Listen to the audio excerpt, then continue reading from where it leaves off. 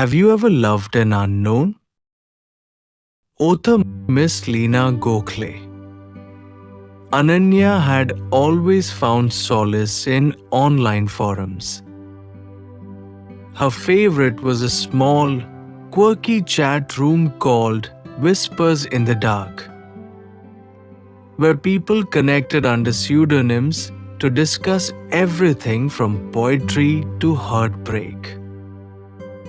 Ananya, under the username Shadow Boy, had built a reputation for her thoughtful replies and gentle wit. The irony? She was very much not a boy.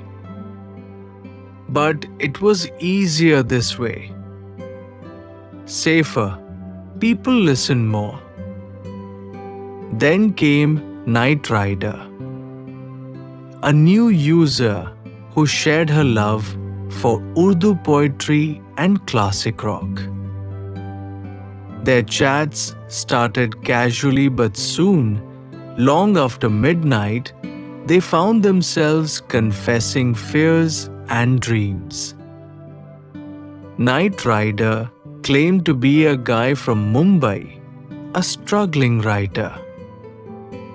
Ananya smiled at the irony. She was a girl from Pune, pretending to be a boy, talking to a boy who seemed to understand her better than anyone else.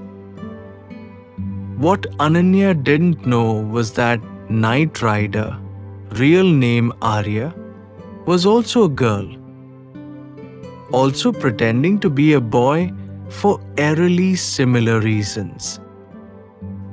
Over months, their conversations grew intimate.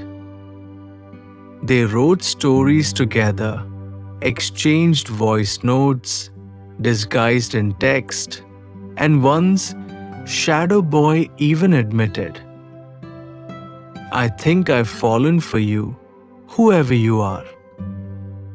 Night Rider had replied, "Same here." Maybe it's easier to love someone when they're just a name glowing on a screen. One day, Ananya stumbled upon an ad for a literary conference in Delhi titled, "Have you ever loved an unknown?" The theme was anonymity, virtual bonds, and digital love. Impulsively, she signed up. She hesitated for days, but eventually sent Night Rider the link. "Should we?" she asked. "Let's do it," came the reply. "No identities, though. Let's meet as strangers." The conference was a modest affair in a sunlit hall of a university campus. Writers, bloggers, and curious souls gathered to share their stories. Ananya, in a simple kurti and jeans, felt her heart pounding with each new face she saw. During a break, the organizer announced an interactive segment.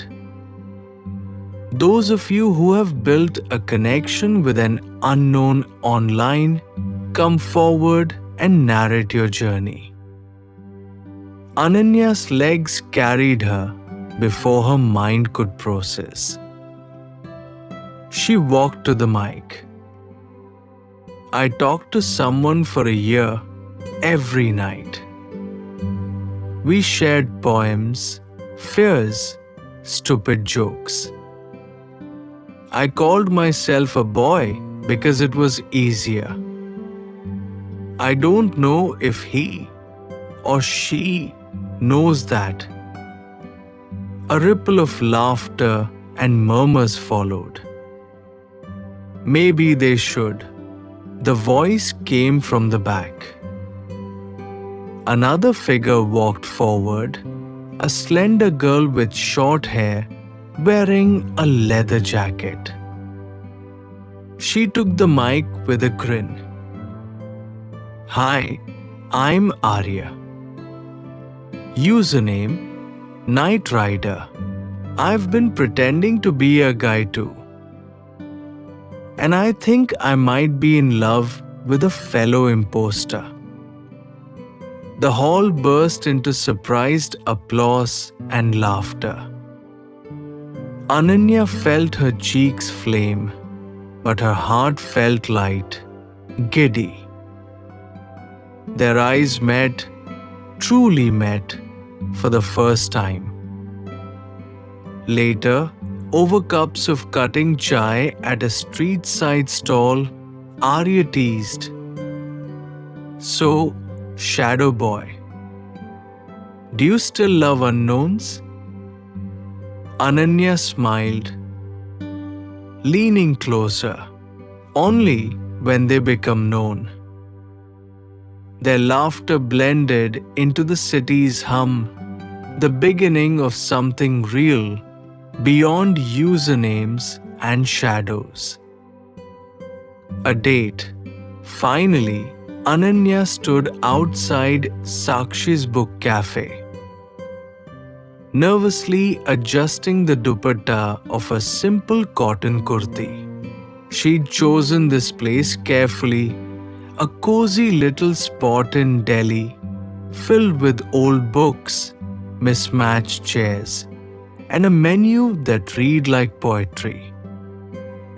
It felt safe, intimate, real. Shadow Boy, reporting in, came a familiar voice behind her.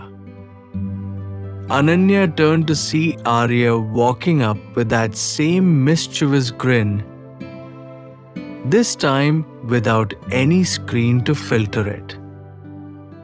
She was in a loose white shirt tucked into high-waisted jeans, her leather jacket slung casually over her shoulder. No more usernames, Arya. We are real people now, Ananya teased. But her voice betrayed her excitement. Fine, Arya said, stepping closer, lowering her voice. But I might still call you Shadow when you're being dramatic. I'm never dramatic, Ananya said, eyes wide with mock innocence. Arya laughed. You once sent me a 20-line breakup poem because I forgot to reply for a day.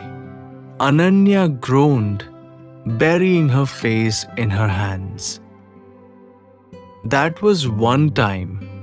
Inside, they found a corner table surrounded by towers of old books. The menu was handwritten, but neither of them looked at it. So, what now? Ananya asked, fiddling with the edge of her teacup. Arya leaned forward, resting her chin on her palm. Now we learn how to fall for each other in the real world. No fake names, no pretending to be boys. Just us. Sounds terrifying. Ananya smiled. But also kind of thrilling. There was a pause. A soft, awkward silence that wasn't uncomfortable, just charged with the weight of everything unsaid. For months, they had known each other's hearts but not their faces. Now, every glance, every smile felt like unwrapping a long-awaited gift. Arya reached across the table, tentative at first, then gently covered Ananya's hand with her own. I'm not very good at this, Arya confessed. First dates, holding hands, saying the right thing, Ananya laughed softly. We've already done the hard part, Arya. We fell in love with shadows. Now we just have to turn the lights on. Arya squeezed her hand. So this is what it feels like. Falling for someone who's sitting right in front of you. And not hiding behind a username, Ananya added. Their tea arrived, but neither of them touched it. They sat there, talking for hours about nothing and everything. How Arya hated coriander, how Ananya secretly loved sappy Bollywood songs, how weird it felt to see each other's faces move when they laughed. When the sun dipped low and the cafe started dimming its lights, Arya asked, "So, Shadow, what's next?" Ananya smiled, her heart fluttering. Next, we rewrite the story, but this time with our real names in the credits. As they stepped out into the evening, their hands found each other again, this time with no pretense, no usernames, no masks, just Ananya and Arya. And the city felt suddenly full of possibilities. Meet the parents. It was a Sunday afternoon when Arya found herself standing outside a modest apartment building in Pune, nervously clutching a box of sweets. The label read Chitle Bandhu, which Ananya had insisted was the only acceptable offering when meeting her parents. They are old school, Ananya had warned. But curious. And I think they already know. The door swung open to reveal Ananya's mother, a petite woman in a simple cotton sari, her eyes sharp but kind. Beside her stood Ananya's father, a retired professor with a perpetually thoughtful frown that deepened when he was intrigued. "So, you're Arya," her mother said, eyes scanning her top to toe.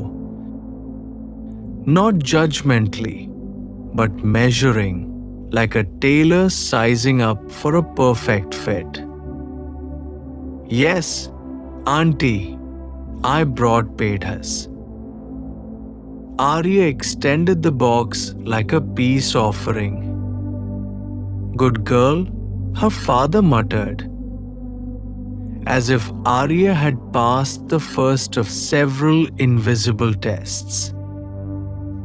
Over chai and murmurs, the conversation zigzagged from safe topics like the weather and Arya's writing to slightly trickier terrain. "So, Beta, how did you two meet?" her mother asked, figning casualness. Ananya and Arya exchanged a glance, that silent language they had perfected over chat rooms and poetry. Online, Ananya admitted. In a forum where we both pretended to be boys. A long pause followed, broken by the sharp clink of a spoon against a teacup. Ananya's mother raised an eyebrow, but her lips twitched as if suppressing a smile. "I suppose that's better than pretending to be someone's wife when you're not," she said dryly. Ananya's father cleared his throat. "And now you're..." "What?" Friends or more than friends? Arya straightened, her voice soft but clear. We are partners. Uncle, I love Ananya. Another pause, the kind that stretches time. Then, her father's lips twitched in what could only be described as a professorial smirk. Well, I did always say Ananya's choice in literature was unconventional. Seems her taste in partners is too. Her mother's side, reaching out to gently pat Anya's cheek. Happiness isn't gendered. Beta. Just don't make us find out about your wedding through a WhatsApp forward. Relief crashed over them all at once.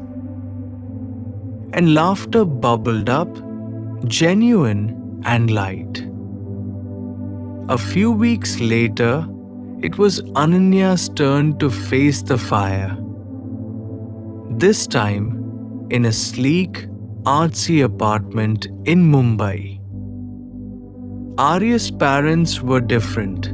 Her mother, a painter with wild silver-streaked hair, and her father, a former theatre actor who now conducted creative writing workshops. You're the poet who made my daughter stay up till 3 a.m. every night? Her father greeted Ananya with a theatrical flourish. And the reason she learned to enjoy ghazals, her mother added, offering a warm hug. So, no interrogations? No disapproving glares? Ananya half-joked, settling into their sunlit living room. We're theatre people, Beta. We live for dramatic love stories. To girls finding each other while pretending to be boys online? That's practically Shakespearean, Arya's father declared. Over wine and laughter, Ananya found herself drawn into their world of stories and art.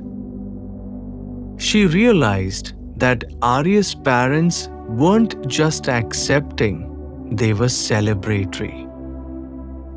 Later that evening, as Arya and Ananya stood on the balcony watching the city lights, Arya slipped her hand into Anya's. You know what the best part is? Arya whispered. What? We're not their daughters pretending to be brave anymore. We're just us. Ananya smiled. Shadow Boy and Knight Rider have officially retired. They watched the city breathe around them, knowing their love was no longer a secret buried in chat rooms, but a story unfolding boldly, unapologetically. Woes beyond names, the sun was setting over a sprawling garden in Pune, its golden rays filtering through strings of marigold and fairy lights. The air was fragrant with mogra, and soft strains of a sitar floated in the breeze, blending with distant giggles and murmurs of guests finding their seats. But this wasn't a wedding, not in the traditional sense. Ananya and Arya had called it their sajda ceremony. A bowing of hearts, a celebration of choosing each other. They didn't want pandits chanting unfamiliar mantras or legal papers declaring their bond. They wanted a space where their worlds, books, poetry, tradition, and rebellion could coexist.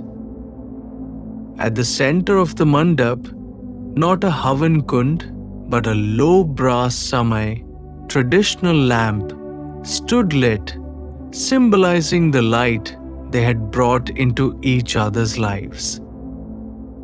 Ananya's outfit was a delicate off-white sari, draped in the old Maharashtrian style, but her blouse shimmered with bold, silver sequins. Arya, in contrast, wore an ivory sherwani paired with soft fulkari embroidery, a nod to her Punjabi roots, with a crimson stole casually thrown over her shoulder. They met at the center, beneath a floral canopy, where instead of a priest, their mutual friend, who had witnessed their online banter from day one, stood holding a slim, leather-bound notebook. Today, Ananya and Arya will exchange vows written for no gods, no governments, just for each other, he announced, his voice catching slightly. Ananya went first. I fell in love with a boy who never existed. And through him, I found the truest person I've ever known. Arya, I vow to keep loving you, even on days when I'm dramatic and send you bad poetry at 2 a.m.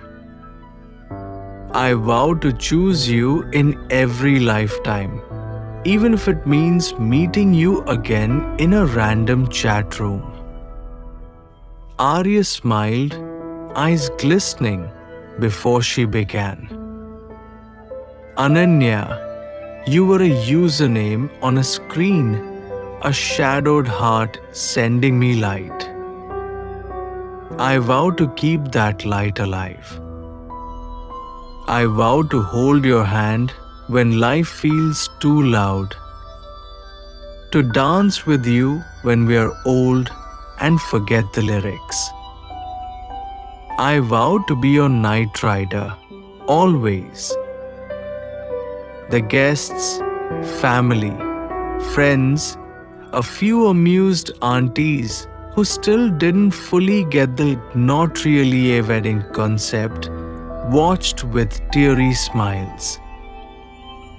Then came their own twist on the Mangal Feras.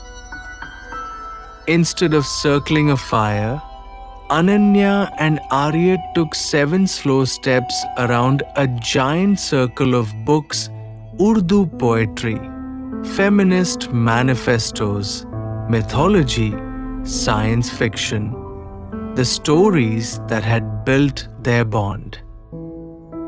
With each step, they made a promise. 1. Trust without masks. 2. Patience through silences. 3. Laughter in mispronounced ghajals. 4. Space for dreams that don't overlap. 5. Holding on when it's easier to let go. 6. Celebrating their differences as poetry, not problems. 7. Writing a story where their love is the hero, not the plot twist. When they stopped, Arya's mother approached, holding a pair of delicate silver piles, anklets. She knelt, tying one onto Arya's foot. And Ananya's mother mirrored her action for Ananya. No Mangal Sutras, Arya's mother whispered, fastening the anklet. These are for the music of your steps together. The anklets chimed softly as the two turned to face their gathering. There was no priest declaring them married, no legal registrar. But as they held hands and bowed together in a sajda, forehead to forehead, the garden erupted in applause. They didn't need anyone else's blessing. They had chosen each other. Later that night, beneath a canopy of stars, Ananya whispered, "You realize we just turned centuries of rituals upside down?" Arya chuckled, pulling her closer. Not upside down, shadow. Just sideways. And in that moment, they knew this was their story. Written in their words, sung in their rhythm, forever beyond the limits of names or roles. Legacy of the unnamed, the small auditorium in Mumbai was buzzing. Not with noise, but with that electric hum of unsaid words, hearts ready to spill over. Banners read, "Verse Unbound," a gathering of queer poets. On stage, seated cross-legged on a simple rug, were Ananya and Arya. Their hair had threads of silver now, but their laughter, their glances, still carried the same spark from years ago. Arya's sherwani had been replaced by a crisp linen kurta with quirky hand-stitched verses down the sleeves. Ananya wore a simple khadi sari with bold silver bangles, her feet still adorned with the anklets that chimed softly when she shifted. Before them sat a sea of young faces, some nervous, some defiant, many still hiding pieces of themselves. But they were here. That was step one. Arya leaned into the mic, her signature grin intact. "So, how many of you here have written poems you're too afraid to share?" A few hesitant hands shot up. Then more, then most. Ananya smiled. "Good. Fear means you've written something true." There was a pause, as if the room inhaled collectively. Later, in a more intimate breakout circle, Ananya and Arya sat amidst a group of wide-eyed youngsters, their notebooks and phones clutched tight, like shields. A shy voice spoke up. "But what if no one takes us seriously? People still roll their eyes when I write about two girls falling in love." Arya nodded, her tone gentle but firm. "Let them. Eyeballs rolling are still paying attention. When Ananya and I started, we were two girls pretending to be boys in a chat room, just to be heard. But guess what? We turned that whisper into a published anthology." Ananya added, "You're not here to be accepted. You're here to be undeniable." A trans poet named Arav, sitting cross-legged beside them, pulled out a dogged copy of Sajda, poems from the in-between, their joint poetry collection. "Your words, they made me come out to my parents. Arav whispered. Arya smiled, visibly moved. Then our job wasn't just to write poems. It was to build ladders for voices like yours. By evening, the auditorium was alive with spontaneous readings. The quiet ones had found their voices. Poems poured out, raw, defiant, tender. Ananya and Arya sat at the edge of the stage, listening, sometimes holding hands, sometimes wiping a quiet tear. When the final poet finished, the room turned to them, expecting a formal closing. Instead, Ananya stood and said, "Legacy isn't a statue you leave behind. It's a hand you extend to someone still climbing." Arya joined her, pulling out a marker and pointing to the blank canvas set up at the side. We started as Shadow Boy and Night Rider. But today, we want you to write your own usernames here, not to hide behind, but to remind yourself where you began. One by one, the attendees came up, scribbling their online monikers, their secret alter egos, their chosen names. The canvas filled with chaotic, beautiful fragments of identity. And when the night ended, under the banner of Verse Unbound, Ananya and Arya knew their story wasn't an ending. It was a chapter heading. The story belonged to all of them now.